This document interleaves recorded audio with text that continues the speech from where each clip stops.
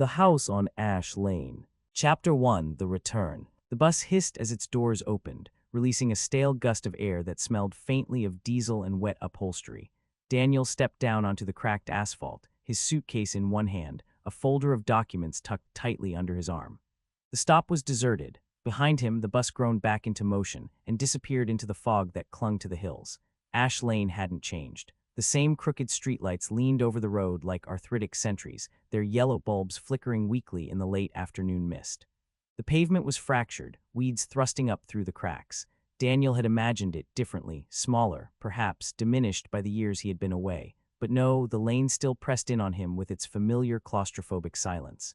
At the end of the road waited the house. He hadn't seen it in nearly 15 years, not since his mother's funeral, not since he'd run out with a single duffel bag and a vow never to return. But promises had a way of collapsing under the weight of necessity. The letter from the law office had been brief. His father was dead. The estate, such as it was, had been left to him. There were papers to sign, possessions to inventory, debts to settle. And so here he was again, drawn back to the place he had sworn to abandon. The house loomed at the end of the lane, its once-white paint now a scabbed gray, shutters hanging crookedly like half-closed eyelids. Windows reflected nothing but the pale fog, opaque and dark. The gate creaked when he pushed it open, the sound too loud in the stillness. He half expected to see someone step onto the porch, his father, perhaps, thin and stern, eyes sharp with disappointment.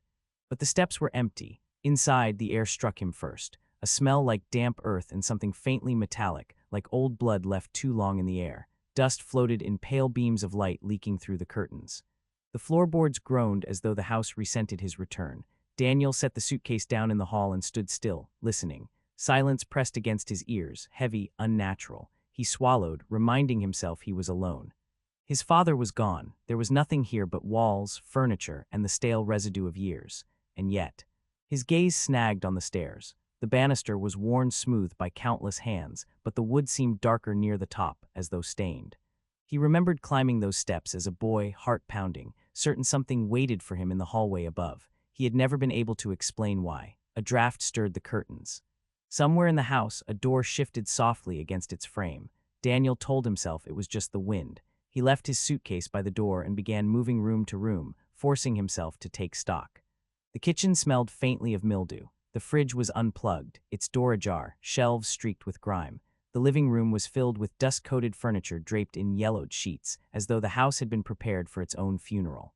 And in his father's study, Daniel froze in the doorway. The desk was covered in papers, but it wasn't the clutter that unnerved him. It was the photographs, dozens of them, scattered across the surface, curling at the edges.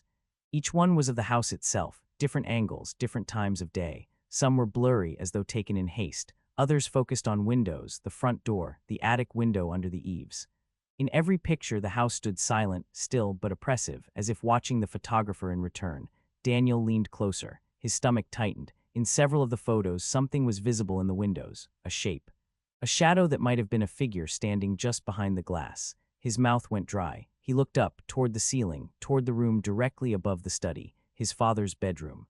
The silence of the house seemed to deepen, stretching taut around him. And in that silence, Daniel thought he heard it, so faint he could almost believe he imagined it. The creak of a footstep, upstairs, Chapter 2. Echoes upstairs. Daniel stood frozen in the study doorway, every nerve sharpened to a point. The sound, if it was a sound, had come from above. He told himself it could have been anything, the house settling, wood shifting under its own age.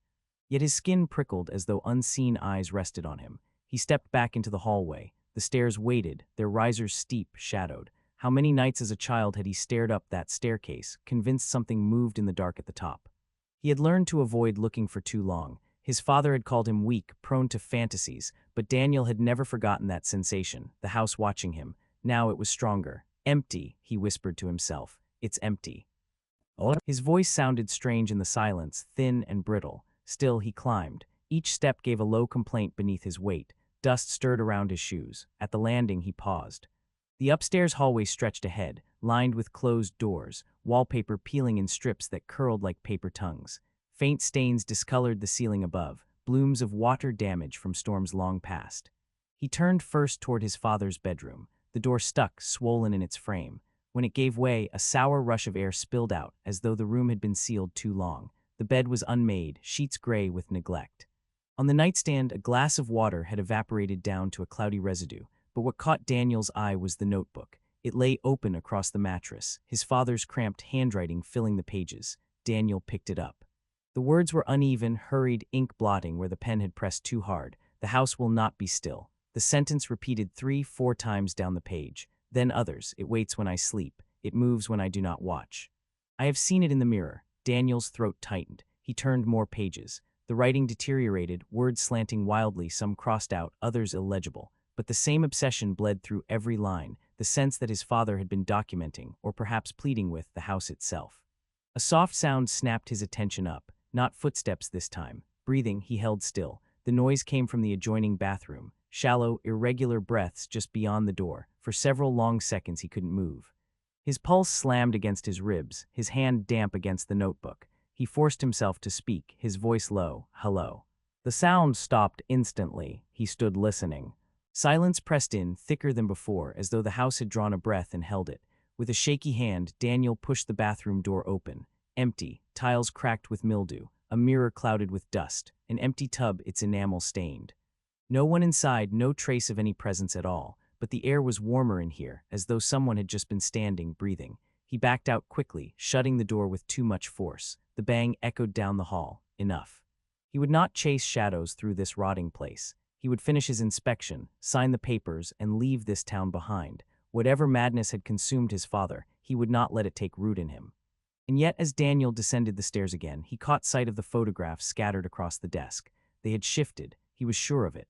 The topmost photo now showed the very hallway he had just left, the angle unmistakable, the upstairs landing, doors lining either side, wallpaper peeling. Only this photograph was not 15 years old, not yellowed by time. The paper was clean, glossy, fresh, and in the blurred edge of the frame, a figure stood at the far end of the hall, dark, featureless, watching. Chapter 3.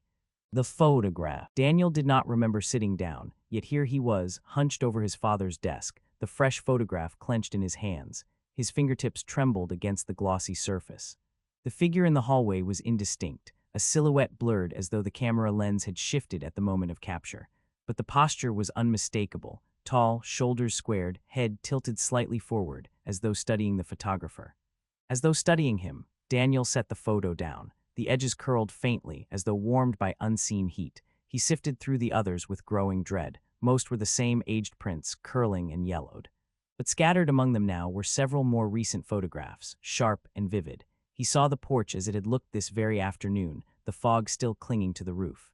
He saw his suitcase by the front door, exactly where he had left it minutes ago, and in nearly every one the shadow appeared, sometimes in the window, sometimes behind him, sometimes distant, sometimes close, always watching. He staggered back, bile rising in his throat. It was impossible. There was no camera, no photographer. He was alone, alone. The sound of a clock startled him. He hadn't noticed one before. A rhythmic tick, tick, tick filled the study, but no clock sat on the shelves or the walls. He spun, searching. The sound grew louder, though he could not place its source. Then, abruptly, it stopped. The silence after seemed heavier than the sound itself. Daniel left the study, leaving the photographs strewn across the desk. His skin crawled with the sense that if he looked back, he would see them rearrange again, shifting without human hands. He shut the door firmly. The downstairs hall felt darker now. The fog outside had thickened, swallowing what little daylight remained. The windows showed only pale gray sheets of mist. He switched on a lamp in the living room. The bulb buzzed faintly, light pooling weakly across dust-shrouded furniture. He needed to steady himself. It was fatigue, nerves, the weight of returning after so many years. The house carried memories, ugly ones, violent arguments, nights of fear when his father's voice thundered through the walls. Perhaps these ghosts of memory were worse than any apparition. But when he sat down, the cushion beneath him exhaled a stale breath of dust and something else, something rancid. He stood quickly. The lamp flickered. A shadow shifted in the corner. Daniel froze, every muscle taut.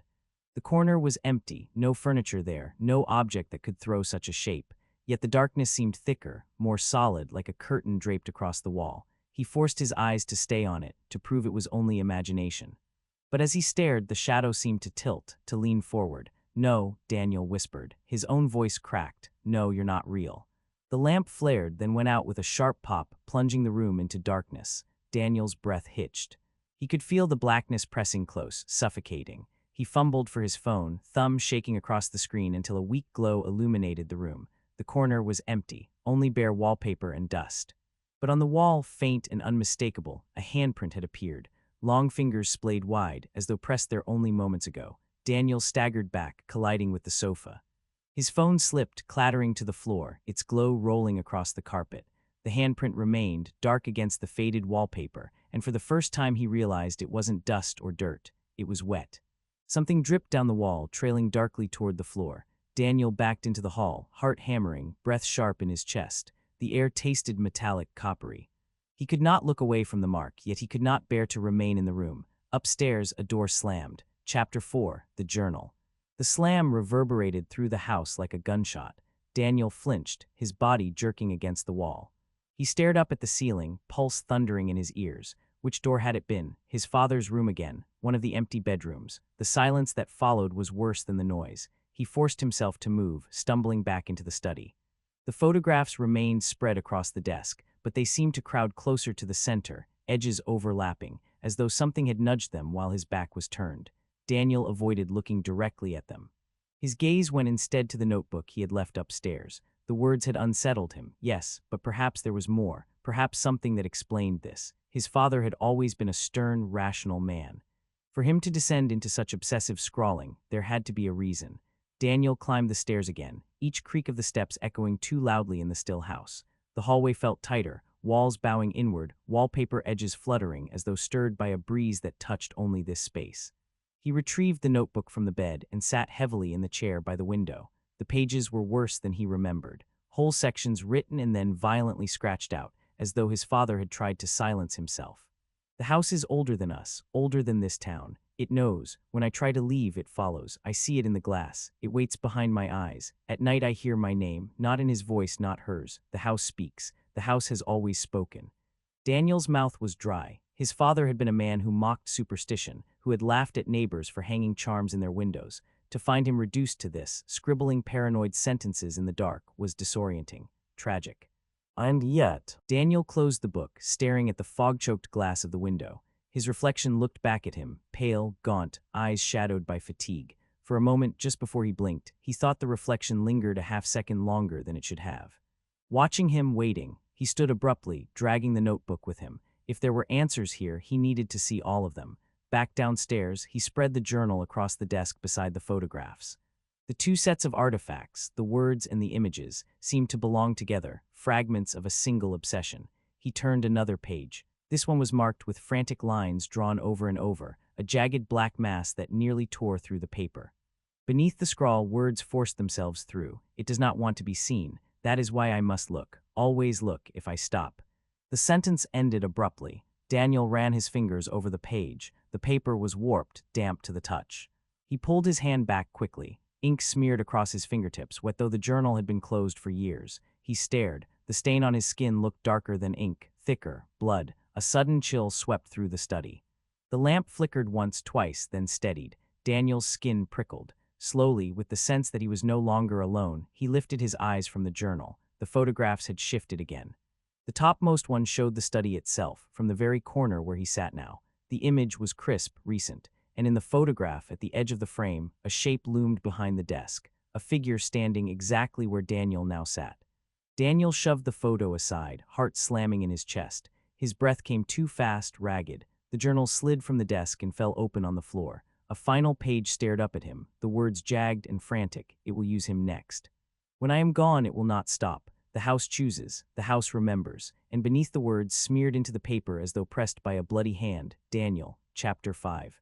The night window. Daniel did not remember turning out the lights, yet when he opened his eyes, the house was dark. He was still in the study chair, the journal splayed open on the floor. His neck ached from the awkward position, and his legs tingled with pins and needles. Outside the window, fog pressed against the glass like a living thing, pale and shifting, its shape suggestive of movement just beyond sight. He checked his watch, nearly midnight. The house was utterly silent, so quiet he could hear the rush of his own blood. He stood, gathering the journal, but stopped when he noticed something new. The photographs had all been turned face down. Every single one, he had not touched them. The air thickened, heavy in his lungs. His father's words returned unbidden, if I stop looking. Daniel reached with a trembling hand and flipped one photograph back over. It showed the hallway again, the upstairs landing. The doors were slightly ajar in this one, darker shadows spilling from within. He turned another. The living room, curtains drawn tight, a single shadow stretching across the floor. Another, the study. The desk empty, no photos, no journal, just a chair. Occupied, Daniel froze. The figure was clearer now, less a blur, more a man-shaped density of black, sitting exactly where he had been asleep moments ago. Its head tilted toward the camera, as though aware, as though posing. He shoved the photographs away, their edges scraping against the desk like whispers. His chest burned with panic. He needed air. He crossed to the front door and yanked it open.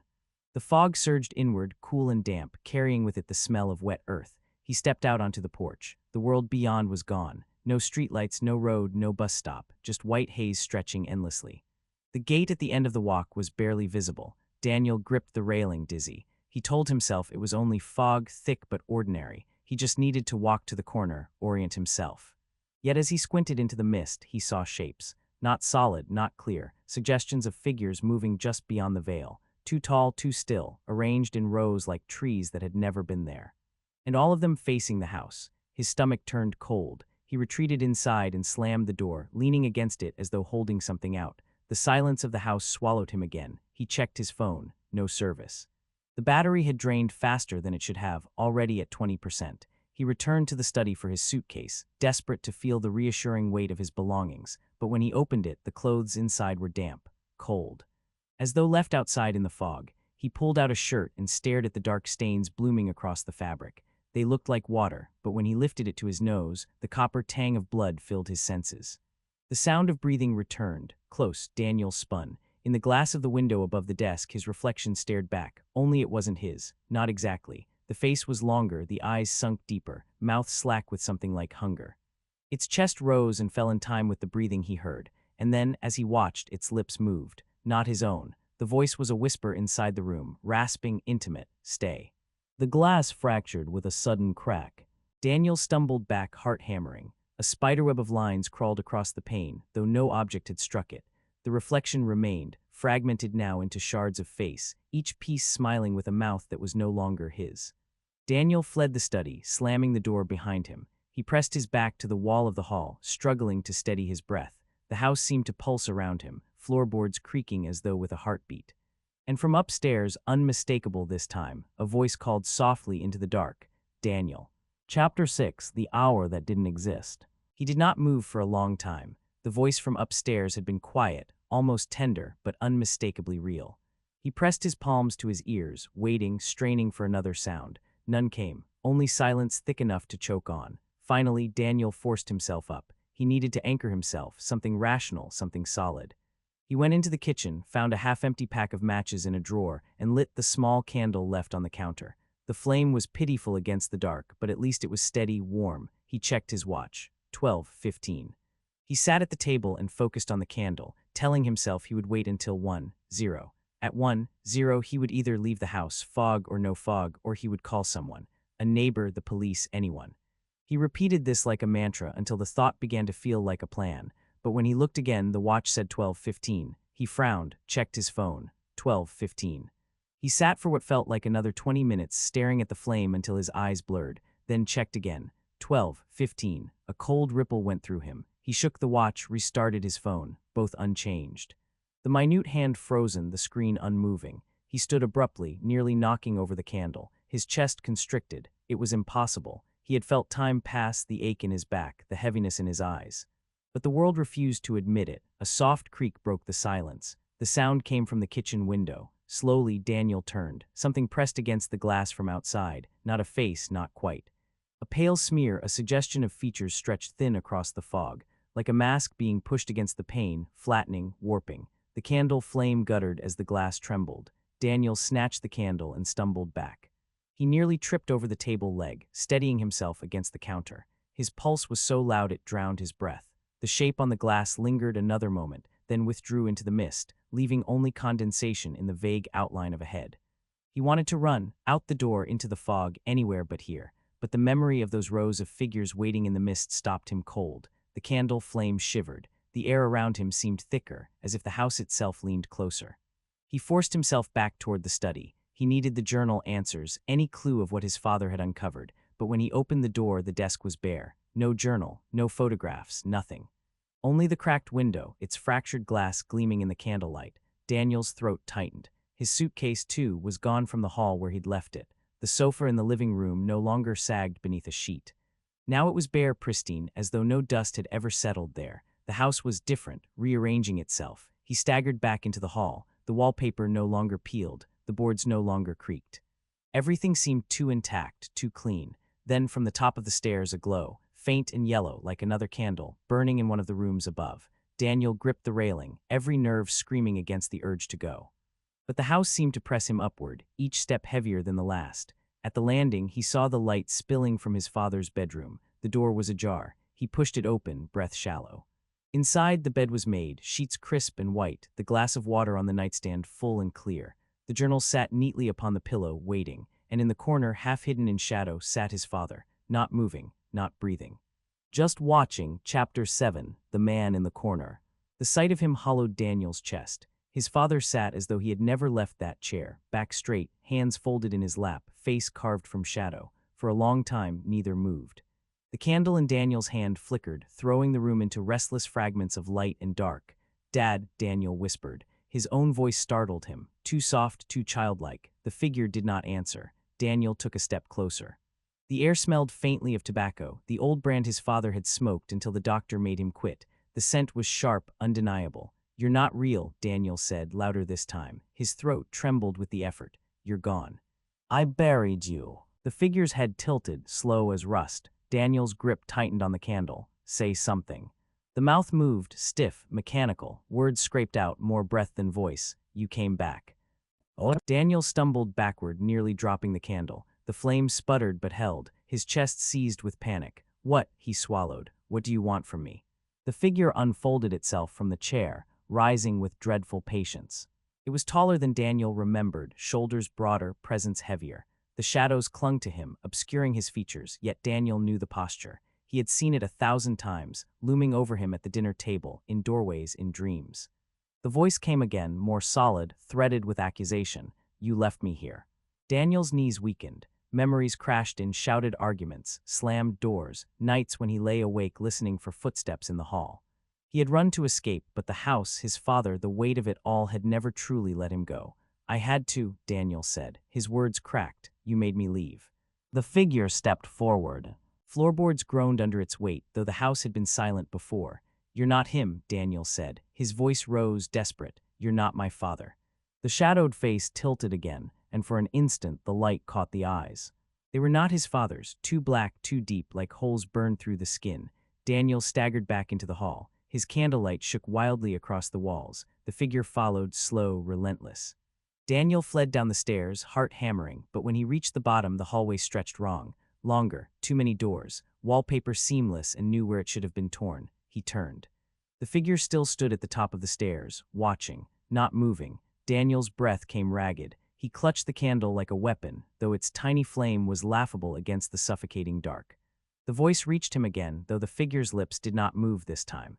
It came from the walls, the ceiling, the floor beneath his feet. "You never left, you've always been here." The candle sputtered violently, nearly extinguishing. Daniel cupped it, whispering frantic pleas to no one, and when the flame steadied, he realized the front door was gone. Where it should have been was only wall. Chapter 8, Corridors That Shouldn't Be. Daniel pressed his back to the wall where the door had been, the candle shaking in his grip. He blinked hard, willing the wood to dissolve back into the familiar outline of escape. But there was only plaster, seamless and pale, as though the house had never known another shape. The air grew warmer, staler. His throat tightened against the copper tang that seemed to seep from the walls themselves. He turned left, then right, but the hall stretched too far in both directions. He had grown up here. He knew the dimensions, the corners, the turns. Yet now the house unfolded endlessly, corridor after corridor, each lined with closed doors. He chose one at random and pushed it open. Not a room, another hallway, identical with doors on either side. Another door, another hallway. Each time he tried, the house offered the same. Panic surged. His pulse rattled against his ribs. He wanted to smash through the walls, break the illusion, but the wood felt solid, immutable. He was inside a maze that had worn his childhood home like a mask. Somewhere deep in the house, a sound rose. Low at first, then clearer, the shuffle of footsteps, not hurried, not dragging.